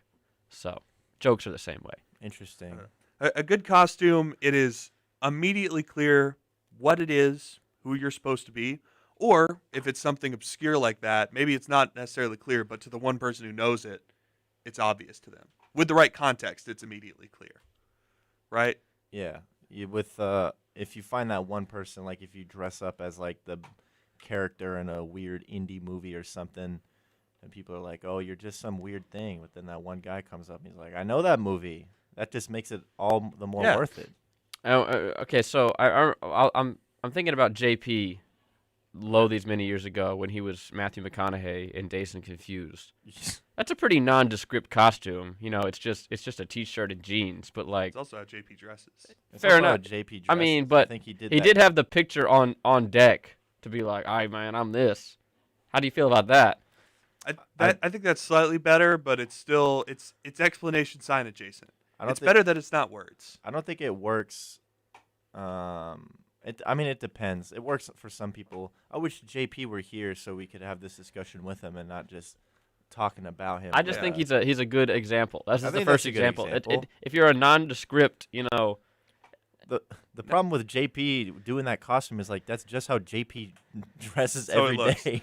So he's like, "Oh, JP." And I don't mean to rag on JP. It's not like he looks bad. It's not a That's just bad how he look. looks. If he would have committed to the bit more by maybe like dyeing his hair blonde and having like a fake mustache like McConaughey has in Dazed and Confused, like. And I don't want to rag on signs in general, right? Like, you show up to a party wearing a brown fursuit, people will assume you're just a furry, right? But if you have a sign that says, "Uh-oh, you are now Wile E. Coyote." That's pretty funny. But that's not an explanation sign. It That's provides part of the context. costume, yeah. And it's That's a part of normal the costume. prop. Yeah, I it's not that. like I'm Wile E. Coyote. That'd be even funnier. It just said, "I'm Wile E. Coyote." Not furry. I am Wile E. Coyote. Oh. Are we going to be wearing our costumes on Friday to school? I don't have school on Friday, so I might take that challenge. Regardless, though, I might take my online test in my costume.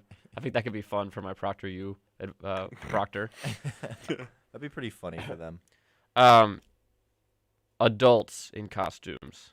Fun adults will still dress up working adults will not dress up, no fault of their own, but boring adults who don't dress up just because they don't want to. I feel like the kind of costume you're in has to change a little. Yeah. Like it's got to be more like adult themed, I guess. And by that I mean like usually when you go to like a old man's house or like a parent-aged adult house, they're either wearing a costume that A, complements their children's costume in some cute way, or like they're Michael Myers or something, like they're wearing their utility jumpsuit.